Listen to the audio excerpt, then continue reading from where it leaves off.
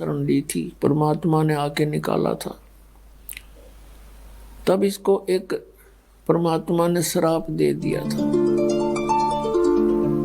या ये समझो कि उस पवित्र लोक में जो कोई गलती ऐसी करता है उसको ये सजा मिलती है कि तू 1,00,000 मानव शरीरधारी प्राणी नित्य आहार करया करेगा और 1,25,00,000 उत्पत्ति करेगा, तेरा नाम काल होगा।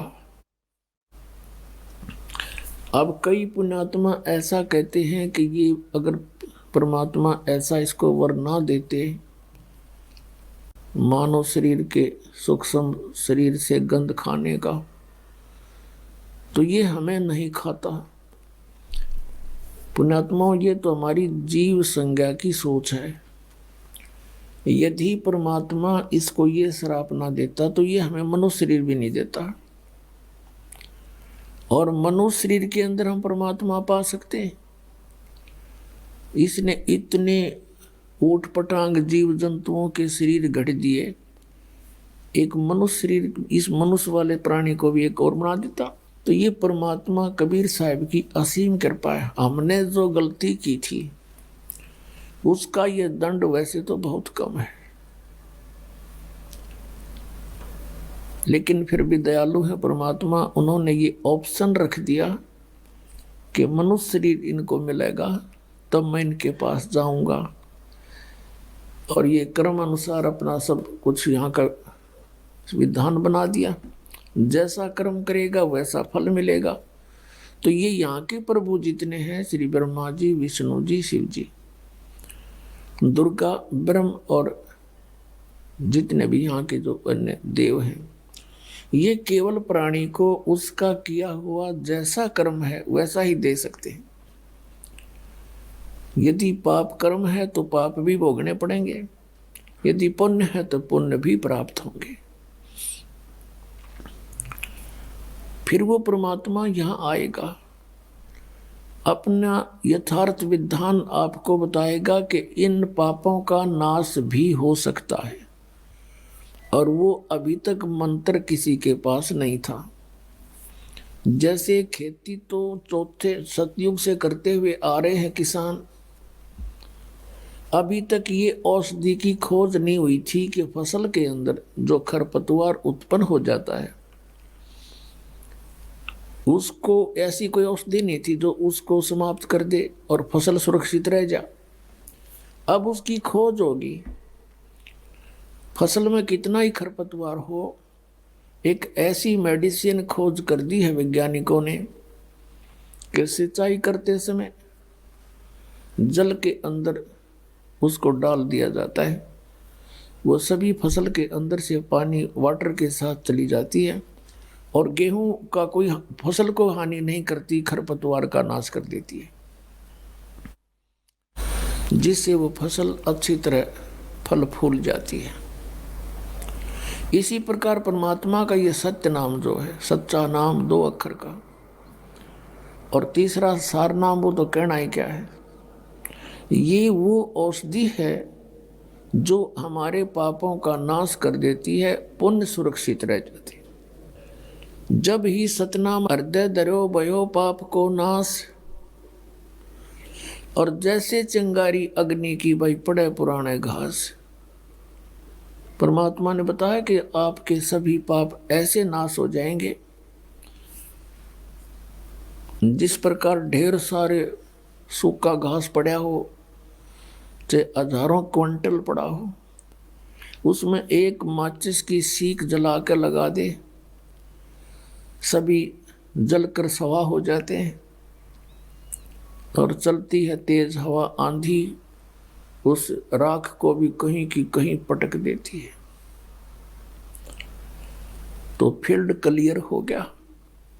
इसी प्रकार परमात्मा कहते हैं, जैसे सूरज के आगे बदरा, ऐसे कर्म छयारे, और प्रेम की पवन करे चित मंजन, फिर झलके तेज नयारे।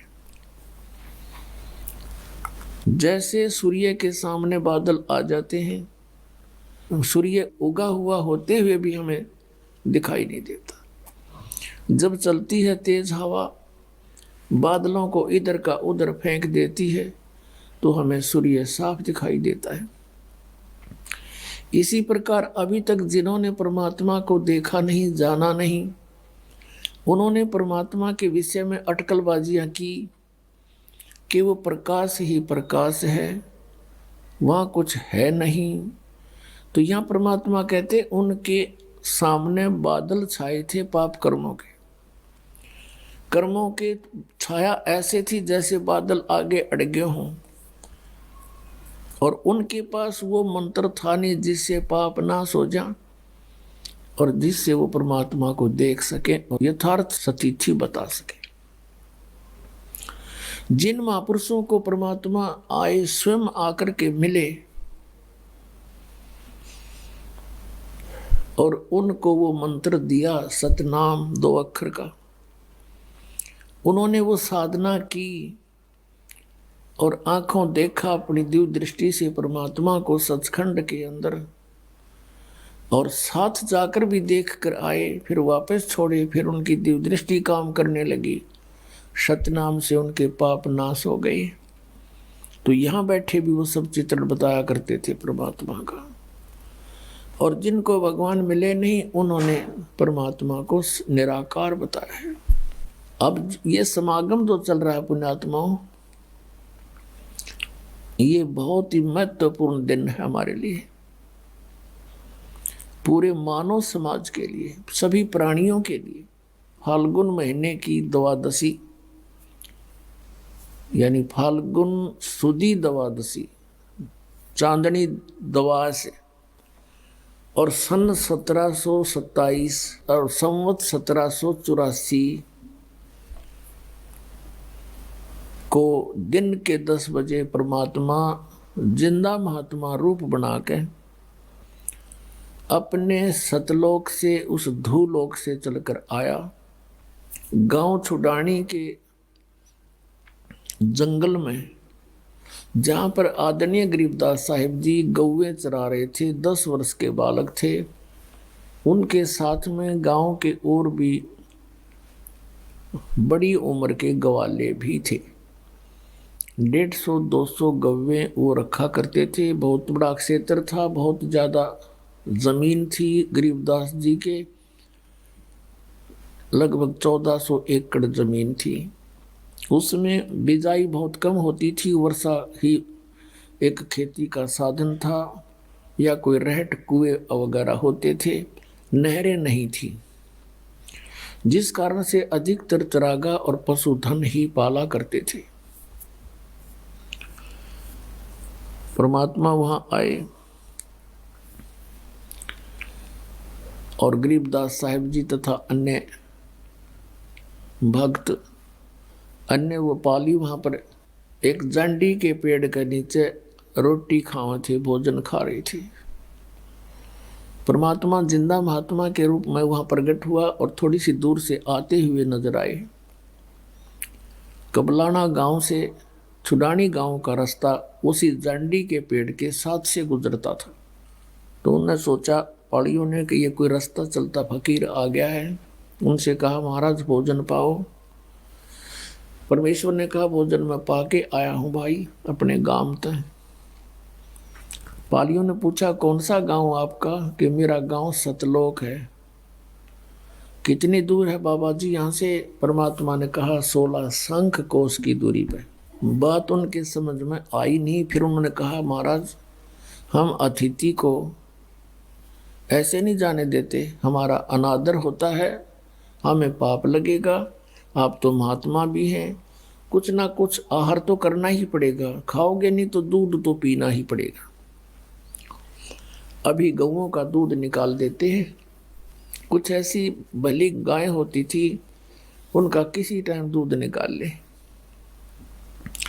परमेश्वर ने कहा, भी मैं कुंवारी गाय का दूध पीता हूँ, पिला दो। तो वो पाली कहने लगे, बाबा जी तेरी नीयत ठीक को नहीं, मजाक करते हो आप भी हमारा कोई स्वीकार करना नहीं चाहते हमारी भेंट। तब गरीबदास जी खड़े हुए और कहा, महाराज जी देखो कुंवारी ये बच्चिया है, इसके बच्चा नहीं हुआ है, दूध कहाँ से देगी। परमात्मा ने कहा तुम्हारे पास कोई ऐसा पात्र हो 5-4 किलो का, वो ला। तो वह एक लस्सी ले जा करते, छोटा मटका था मिट्टी का, वो खाना खुना खा कर उन्हें मांझ धोकर दर रखा था। कहा महाराज जी ये रहा। परमात्मा ने कहा इसके नीचे रखो, थनों के सतन के नीचे। गरीबदास 10 वर्ष के बालक लेकर बैठ गए और कहा देखो जी दूध कैसे आएगा। परमात्मा ने कमर पर थपकी मारी उस गऊ के और कहा बेटा ऐसे आएगा। उसी समय लंबे लंबे सतन हो गए और दूध का पात्र भर दिया, धार चल पड़ी। तो आधा परमात्मा ने पिया, शेष उन पालियों से कहा ले भाई तुम भी पी लो ग्वालो, ये अमृत है, ये सचखंड सतलोक से आया है। वो पाली तो कहने लगे हम नहीं पियो, पाप का दूध है, कुंवारी गाय का है, जंतर मंत्र से किया है, और तेरा पता ना तू किस जाति का है। गरीबदास जी कहने लगे लाओ महाराज मुझे दे दो। आधा शेष उन्होंने पी लिया। फिर परमात्मा ने उनको अपने ज्ञान से परिचित कराया। गरीबदास जी की प्रबल इच्छा हुई उस सतलोक को देखने के लिए, जहाँ जाने के बाद जीव कभी मृत्यु नहीं होती, वहाँ वृद्धावस्था नहीं होती, सदा युवा शरीर रहता है। वहाँ कोई कम नहीं, कोई दुख नहीं, सदा बाहर वृक्ष है, दूधों की नदियाँ बहती हैं, अमृत फल हैं वहाँ के, बच्चे को बहुत लगन होती है। परमात्मा उसकी आत्मा को लेकर, गरीबदास जी की आत्मा को कबीर साहब सचखंड गए और वहाँ अपनी सारी स्थिति से परिचित कराया। उधर से बच्चे को मृत जान करके कुछ देर के बाद देखा पालियों ने कि ये तो बोल नहीं रहा, हिला डुला कर देख मृत पाया। गांव में भागे आए, गांव के लोग वहाँ गए, फिर आसपास के रिश्तेदार इकट्ठे किए। शाम तक तो देर तक हो गई थी, शाम के 7-8 बज गए थे। चिता पर रखकर उसको अंतिम संस्कार करने की तैयारी कर दी थी। इस दौरान 8-10 घंटे परमात्मा के साथ रही प्यारी आत्मा। ऊपर के सब लोगों को देखा, भगवान कैसा है, कौन है। श्री ब्रह्मा विष्णु महेश जी की स्थिति देखी, काल को देखा, उस नरक को देखा और सतलोक को देखा। फिर वापस आए। परमात्मा ने आत्मा को तुरंत भेज दिया कि कहीं शरीर का नाश ना कर दे, करने की तैयारी ही थी। चिता के ऊपर ही आत्मा सचेत हो गई, शरीर में कंपन हुई। गरीबदास जी जिंदा होकर उठ गए। उठ करके परमात्मा की ये अमर वाणी बोलने लगे। एक बार गरीबदास साहिब जी से कहा कि भगवान जैसे ये एक फाग का दिन, होली का दिन आता है, तो अन्य व्यक्ति कहते हैं कि आओ जी होली खेलते हैं।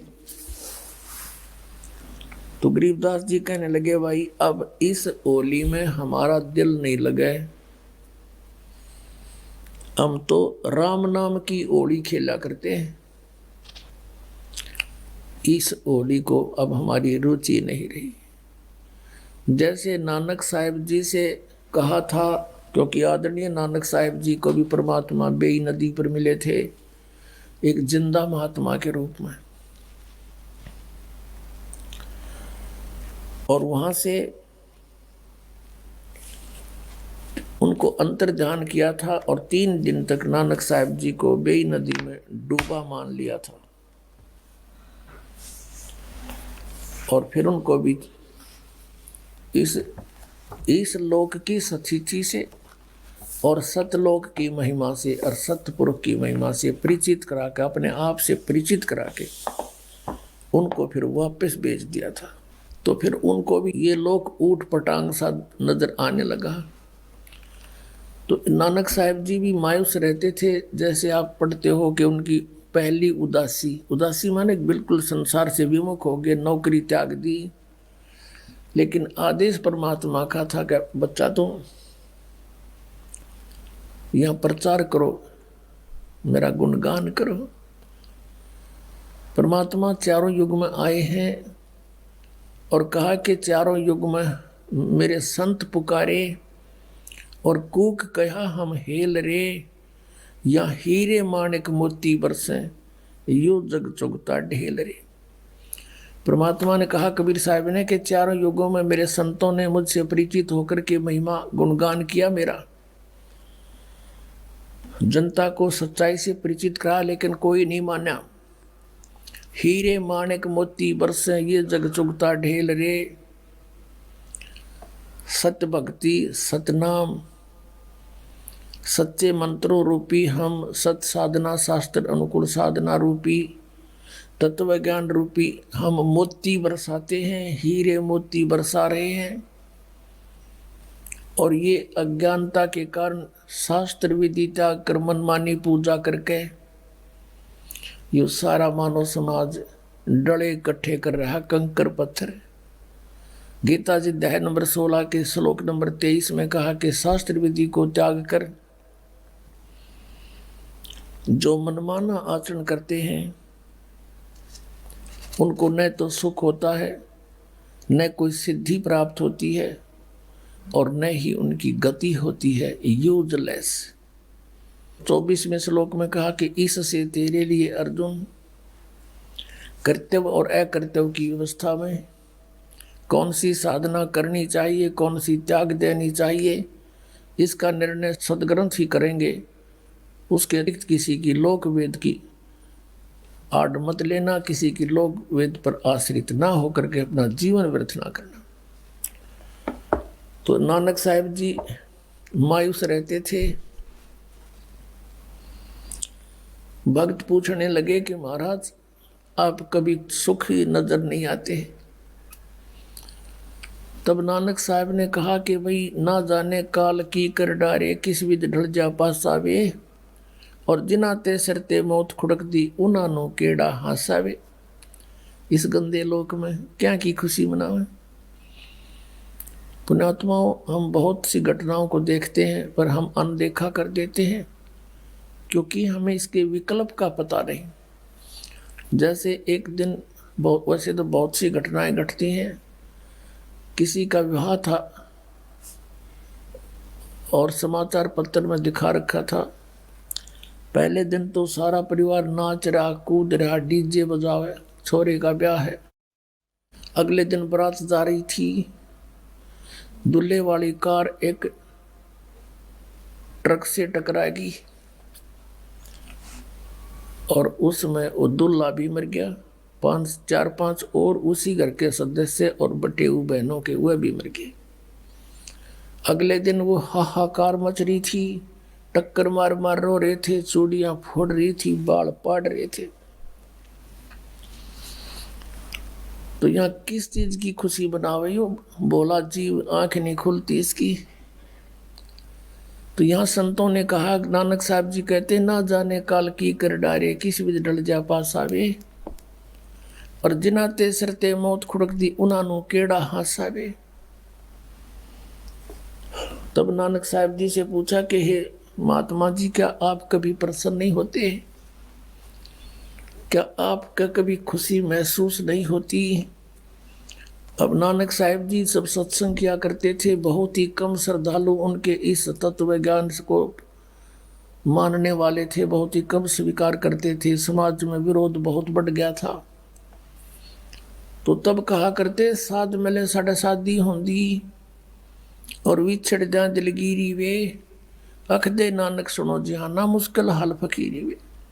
यूँ कहा करते श्री नानक देव जी कि जब मेरे ये साध भक्त सत्संग श्रवण करने के लिए एज इट इज आ जाते हैं, मुझे बड़ी खुशी होती है। उस दिन हमारा शादी होती है और जब ये यहाँ से जाते हैं सत्संग सुनकर, तब मुझे दिलगिरी हो जाती है, मेरी मायूसी छा जाती है, बढ़ जाती है चिंता। किस बात की? कि ये बच्चे मुश्किल से सेट किए हैं भगवान के मार्ग पर, और बाकी अन्य जितने भी संत पंथ ये सभी काल के मार्ग को दृढ़ा रहे हैं। और ये डर बना रहता है कि कोई इन बच्चों को भ्रमित ना कर दे, क्योंकि वो बहुसंख्या के अंदर है और इनका जीवन नाश हो जाए। और जब ये ज्यों के त्यों वापस आ जाते हैं, इनमें कोई हानि नहीं दिखती। ये मेरी एक खेती है, परमात्मा ने मेरी ड्यूटी लाई है, उसके ज्ञान को दृढ़ करूं। तो कहते हैं ये ज्यों के त्यों आ जाते हैं तो मेरी खुशी का कोई ठिकाना नहीं होता। साध मिले साढ़े शादी होंदी, विछड़ दिया दिलगिरी वे, अख दे नानक सुनो जाना मुश्किल हाल फकीरी वे। फकीरी माने भक्ति के मुश्किल है या भक्ति, क्योंकि काल ने इतने अड़ंगे अड़ा रखे हैं, सबको भ्रमित कर रखा है, शास्त्र विरुद्ध साधना पर दृढ़ कर रखा है। और इनके आने से, वापस आने से हमारी खुशी होती है। अब गरीबदास साहिब जी भी यही कह रहे थे कि भैया नकली होली यहाँ की हम नहीं खेल सकते, हम तो राम नाम की होली खेला करें। और पुण्यात्माओं, यहाँ 2 तारीख से और कल 8 तारीख तक जो समागम चल रहा है, हमारी होली ये है। 2 तारीख से होली शुरू होगी थी। रोज देसी घी का कड़ा हलवा आपके बच्चों को प्राप्त, बढ़िया आहार और अमृत वर्षा वो तत्व ज्ञान की। ये है राम नाम की होली। आत्मा भीगेगी राम के रंग में।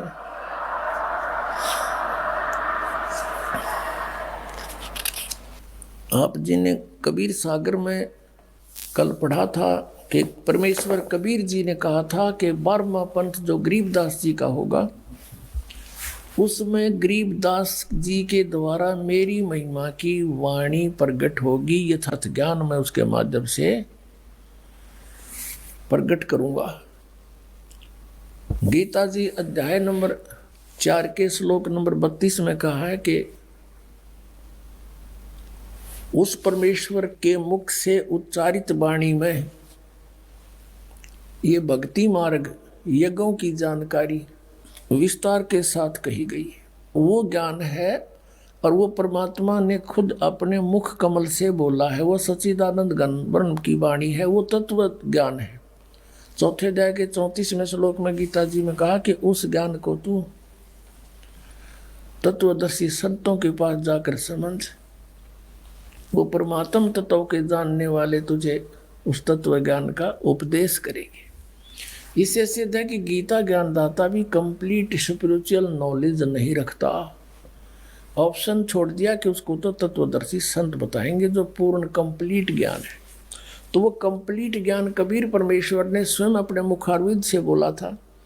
कबीर वाणी, कबीर बीजक, कबीर जी की साखी, ये सब मालिक ना आकर बोली थी। कहा 33 अरब ज्ञान हम भाख्या और मूल ज्ञान हमने गुप्त ही रखा। तो उसमें बहुत विस्तार के साथ कहा है। तो वो ज्ञान फिर कबीर पंथ के व्यक्तियों ने, घुसे हुए काल के दूतों ने कबीर सागर में कुछ गड़बड़ी की तो परमात्मा ने गरीबदास जी के कंप्यूटर में डाल दिया अंतःकरण में सारा ज्ञान। फिर उन्होंने एज ए टेप रिकॉर्डर पे बोल दिया।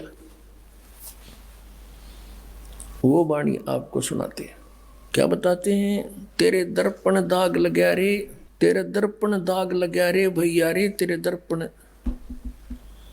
जड़पाहन जगत ठग्या रे। अब क्या बताते थे गरीबदास साहिब जी परमात्मा से प्राप्त ज्ञान को कि उस समय छुआछात बहुत थी और ब्राह्मण वर्ग अपने आप को बहुत ज्यादा श्रेष्ठ मानते थे। एक जाति का अभिमान चरम सीमा पर था। उस समय उनको समझाने के लिए चेष्टा की थी कि भाई परमात्मा के घर में हिंदू ब्राह्मण शूद्र ये नहीं है, ये तो कर्माधार से मानव ने अपने डिवाइड किए थे काम। अब तुम एक दूसरे से इतने दूर हो गए, तुम एक पिता की जीव हो, माँ के पेट में भी तुम एक ही स्थिति में थे। ब्राह्मण भी बाहर आया माँ के गर्भ से जब जेर में लपेट का आया था और बाहर ना कर तू ना धोगा ब्राह्मण बन गया। और ऐसे ही शूद्र आया था, ऐसे ही क्षत्रिय, ऐसे वैसे आया था। तो अंतर है कर्म का। कहते ऊंच नीच इस विध है लोई और कर्म कुकर्म का हमें दोई। बुंडे कर्म करनिया, दुष्ट कर्म करनिया, चाहे कोई ब्राह्मण है, चाहे क्षत्रिय शूद्र है, वैसे है, वो तो नालायक आदमी है, दुष्ट है। और अच्छे काम करने किसी भी जाति में है, वो नेक आत्मा है। ऊंच नीच इस विध है लोई, और कर्म को कर्म कहाँ दोई। तो यहाँ क्या बताते हैं, तेरे दर्पण दाग लग्या रे भैया रे, जड़पाहन जगत ठग्या रे। इन पंडितों को, जो ब्राह्मण गुरु पद पर विराजमान थे, उनको कहा परमात्मा ने, संतों ने। आम जाति से कोई लिंक नहीं था इसका। जैसे मेरे दादा गुरुजी जाट जाति से थे, गांव छावला दिल्ली में, नजफगढ़ से गुड़गांवा रोड पर। तो वो 4 विषय के आचार्य हो गए, काशी विद्यापीठ पढ़ के, और पंडित चिदानंद कहलाए। पंडित चिदानंद खरखोदा के पास एक छोटा सा गांव है गोपालपुर, वहाँ आज भी आश्रम विद्यमान है, उस पर लिखा है पंडित चिदानंद आश्रम गोपालपुर। और मेरे गुरुदेव थे, वो ब्राह्मण जाति से थे, गांव पैतावास बड़ा, जिला भिवानी दादरी के पास। और वो अपने आप को पंडित नहीं कहते थे, वो तो संत कहते थे।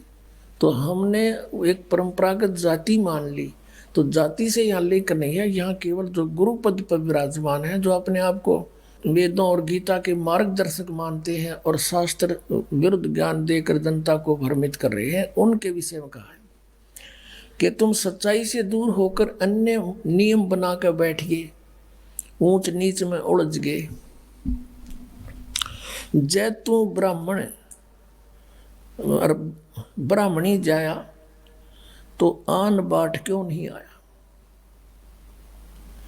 अगर तू ब्राह्मण है और तेरी माँ भी ब्राह्मणी है, और सब तुम औरों को नीच समझते हो, तो तू माँ की जैसे और उत्पन्न हुए उसी तरह तू उत्पन्न हुआ है। तो कित और का आता खोए खाए में गले कड़के, जो मानते तू ब्राह्मण था, यानी तेरे रास्ते सारे न्यारे हैं। तो क्या बताते हैं, ते गाला कंद जनेऊ, तू भूला बाट बटेऊ। तेरा दर्पण दाग लग्या रे भैया रे, जड़पाहन जगत ठग्या रे। ते घाल्या कंद जनेऊ, तू भूला बाट बटेऊ। कमल तुम्हारा मुद्दा, एक जननी एक दूधा, है सब हाड चाम मल गुदा, यम को ब्राह्मण कुण शूद्रा। ते भेद न जाण्या धुर का, ये सब एक चाम तन बुरका। बुरका माने कवर, ये बुरका पहरा करते देखे अपने मुसलमान के औरतें, उसको बुरका के ऊपर से लेकर नीचे तक ढकले कपड़े थे एड्डी ताई। कहते हैं यू हार्ड चाम तन बुरका, यू हार्ड चाम का बुरका पहन रहे हो, सबका एक जैसा है। ते ज्ञान न पाया गुरु का, यम कौन हिंदू कौन तुर्का। सब एक चाम मल धीरा, यम को चेला को पीरा। तुम छानो नीर और खीरा, होगा घर चौड़ हदीरा। क्या 68 तीर्थ नहाए, द्वारका में दाग दगाए। जहाँ रहते अनगिन मीना, जिन झिमर को गल दीना। बहुविध भिन्न आचारी, यो झूठा खेल जुआरी। सतनाम गरीब सहाई, गट मुझसे खा बिलाई। ओए होए, अब क्या बताते हैं कि ए पंडित जी, तन गलमज ने उगाल के तू बन गया ब्राह्मण, तू तो रास्ता भूल गया। तो भूल्या बाट बटेऊ, बटेऊ होता है राह चलता, यानी जो बाट चल रहा है, यानी भक्ति मार्ग को तू भूल गया, दूसरी दिशा पकड़ गया। शास्त्र विधि त्याग कर मनमाना आचरण कर रहा है, जिस कारण से तेरी विधि भक्ति की खराब होगी, तेरा जीवन व्यर्थ हो रहा है। क्या बताते हैं कि तूने ये कमल तुम्हारा मुद्दा, एक जननी एक दूधा, यानी सभी जीव मनुष्य जितने हैं एक ही उनकी माँ, ऐसी ही माता है, ऐसे ही पिता है और ऐसा ही दूध सब पी रहे हैं। फिर क्या बताया है कि यो कमल तुम्हारा मुद्दा,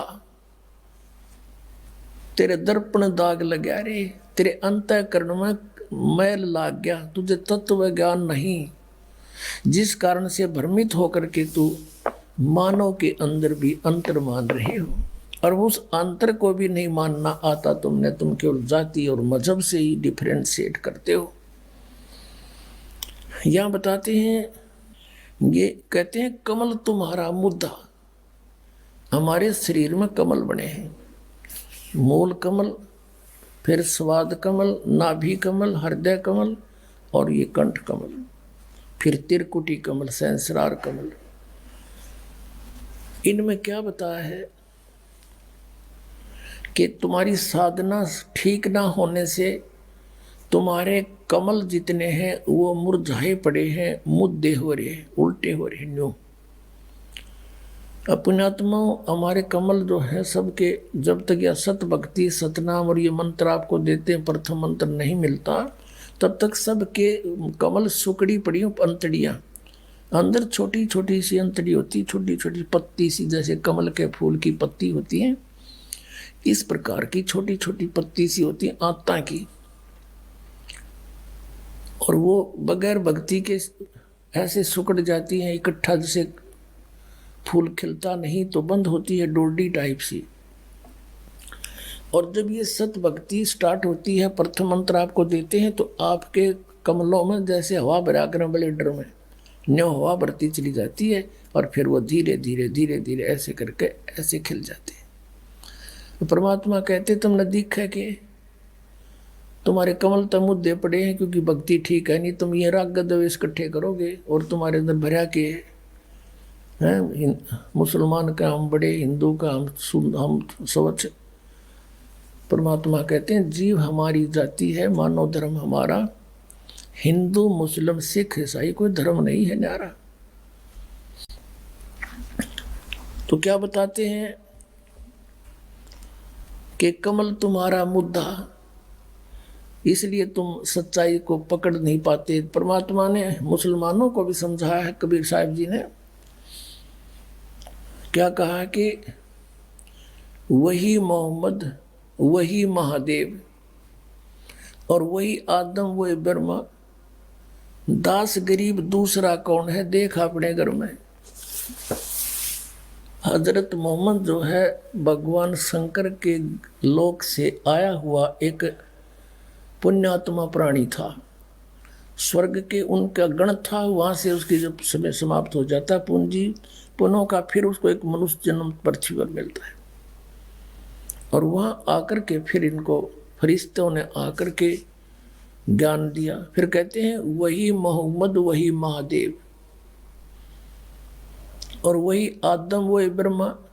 और आदम जी जो आए थे वो ब्रह्मा के लोक से आए हुए पुण्य प्राणी थे। कहते तुम अगर देखना चाहो तो अपने कमल खोलो, उनमें देखो, फिर पता लग जा, थारा झंझटा मिट जा। ये आदम जो है वही ब्रह्मा के लोक से आया हुआ था, और यहाँ अपने कमाई जो इसने की वह बर्बाद करी, और फिर पितृलोक में पहुंच गया, वहां विराजमान है। तो क्या बताते हैं, तै भेद न जाण्या धुर का, सब एक चाम तन बुर का। तन दुर का ज्ञान नहीं, पूर्ण ज्ञान नहीं है, ये सब का एक जैसा शरीर, एक बुरका है, ऊपर तक कवर सा कपड़े का कपड़ा डाल रखा है तुम्हारे ऊपर, चोला। तै ज्ञान न पाया गुरु का, इसमें कौन हिंदू को तुर का। कबीर साहब कहते हैं गुरु बिन का हुन पाया ज्ञाना, जो थो था बुस छड़े मूड किसाना। गुरु बिन वेद पढ़े जो प्राणी, समझे न सार रहे अज्ञानी। तो यहाँ गरीबदास जी कह रहे हैं, ते ज्ञान न पाया गुरु का, तेने गुरु नहीं मिला तुमने। यम कौन हिंदू कौन तुर्क, इनमें कौन हिंदू कौन तुर्क है? एक परमात्मा के बच्चे सारे, तुम यार एक दूसरे ने लाठी ठाए खड़े हैं। परमात्मा कहते हैं, कोई कहे मारा राम बड़ा है, कोई कहे मारा राम बड़ा है, कोई कहे खुदाई रे, कोई कहे ईसा मसीह बड़ा है। ये बाटा रहे लगाई रे, कोई कहे हमारा राम बड़ा है। बिना ज्ञान के बाटे बैठी है। और परमात्मा ते एक कहे हो, बड़ा न छोटा, वो है जो कुछ है। सतपुरुष पूर्ण ब्रह्म कबीर साहिब, तुम छानो नीर और खीरा, होगा घर चौड़ हदीरा। क्या 68 तीर्थ नहाए, द्वारका में दाग तगाए। जहाँ रहते अनगिन मीना, जिन जिमर को गल दीना। तुम कहते हो कि स्नान करने जाते हो, तीर्थों में जाते हो, द्वारका में, मथुरा में और जगह, गोमती गोदावरी, कहते उन तीर्थों में तुम नहाने जाते हो और वहां पर मछलियां रहती हैं और वो ना पा रही, उन तंजीमर पकड़ के ले जार काट दो ना 2 मिनट में। बताओ, तुमसे पहले तो वो वही ना थी विद्वान, तुम्हारी पर भी लगने पहले भी वो जीव जंतु उसमें थे, वो तो आपसे पहले पार हो जाने चाहिए थे। तो यहां बताते हैं, तुम छानो नीर और खीरा, होगा घर चौड़े हदीरा। तुम नीर खीर को यानी दूध पानी को छानो, तत्व ज्ञान को पहचानो, कौन सी भक्ति करनी है कौन सी नहीं करनी है, और फिर आगे कदम बढ़ाओ। अब ऐसे कोई इधर भाग रहा है, कोई इधर भाग रहा है। अब जैसे आना है बरवाला हरियाणा हिसार में, और दिल्ली से कोई जा रहा है मथुरा को, कोई जा रहा है जयपुर को, कोई जा रहा है मेरठ को, और सभी कहते हैं कहाँ जा रहे हो? बरवाला जा रहे हैं। अरे बरवाला का तो रास्ता भी ना पकड़ा तुमने। कहने का भाव ये है कि हम सभी मोक्ष चाहते हैं, और मोक्ष मार्ग किसी का भी नहीं, इस पृथ्वी पर नहीं, 21 ब्रह्मांड में नहीं किसी के पास। तो पुण्यात्मा, ये बातें प्रथम बार कोई सुनता है तो ऐसा लगता है जैसे ये दास के बारे में कि बड़ा अभिमानी आदमी है। तो अभिमानी नहीं, यो दास ज्ञानी हो गया और तत्व ज्ञान से परिचित हो गया, और जिस कारण से ढोल के डंके पर कहता कि इस पृथ्वी पर किसी के पास मोक्ष मार्ग नहीं। वो तो मेरे सामने आ जाओ और बात करो, चर्चा करो सामने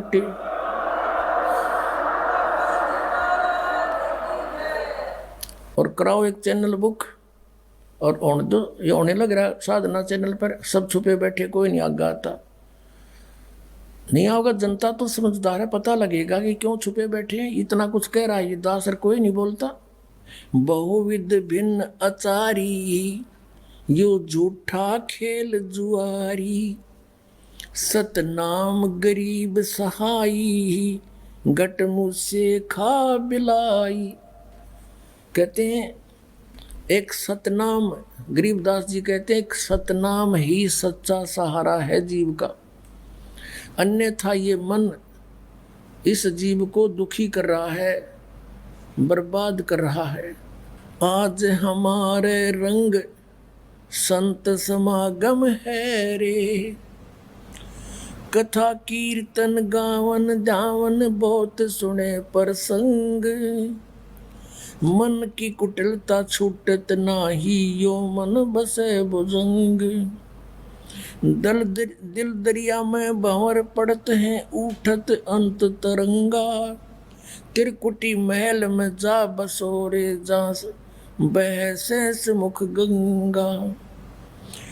कहा कहूँ कछु कही न जाइए, मूरत अचल बिहंगा। अरस पियाले सत मद वाले, कहा को गोटो भंग। कहा कहूँ कुछ कही न जाई, मूरत अचल बिहंग। अरस पियाले सदमत वाले, काहे को गोटो भंग। दास गरीब मिटे सब झगड़ा, भाई करो साध सत्संग। गरीब दास मिटे सब झगड़ा, करो साध सत्संग। अब क्या बताते हैं, भेड़ पूछ को पंडित पकड़े, ये भादो नदी बिहंगा। गरीब दास व भव जल डूबे, जहां नहीं साध सत्संग। क्या बताते हैं कि कबीर साहब कहते हैं कि कबीर इस संसार को समझाऊं कै बार, ये पूछ पकड़ के भेड़ की और उतरा चाव पार। पुणात्माओं, जब आप इस तत्व ज्ञान से परिचित हो जाओगे, कलेजे में कारण पूरी चोट लगेगी आपके कि कहाँ छुपा था ये अमृत ज्ञान। हम परमात्मा ने लिखा अपनी वाणी में कि ये बुरा के स्थान पे रे ही खा रहे हैं।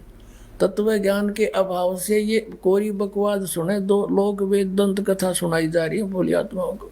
अब इस एक सेंटेंस को, परमात्मा के अमर वाणी को आपके समक्ष सरलार्थ करने के लिए बहुत सारे प्रमाण उपस्थित करने पड़ेंगे। क्या बताया है कि कबीर इस संसार ने समझाऊं कै बार, ये पूछ पकड़ रे भेड़ की रुतरा चाव पार।